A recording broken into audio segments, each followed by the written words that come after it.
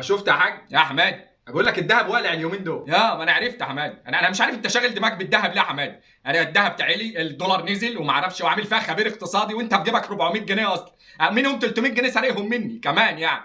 وقاعد تنصح في الناس لا دلوقتي هنشتري ذهب عشان ما اعرفش ايه، والدولار في الايه. اقعد ساكت يا حماد، انت جاي تكلمني انا؟ اقعد ساكت يا حماد، انا قابض امبارح في جيبي 300 جنيه بس اصلا، يعني امك مش مداني فرصه للاستثمار حتى، مش مداني فرصه ابص على سعر الحاجه.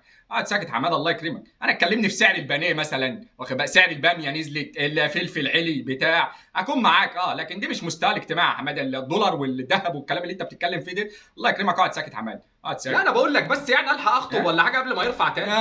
تخطب تخطب؟ لا الكلام ده كان زمان بقى يا حماد، زمان لا دلوقتي بيقول لك وصل ل 5 6000 جنيه باين، ما عادش فيك. انا مرتبي السنوي كله غويشه مثلا، واخد بالك؟ في السنه كلها، فما عادش يا ابني الكلام. بعدين انت عايز تخطب عشان الذهب بيعلى بس كده؟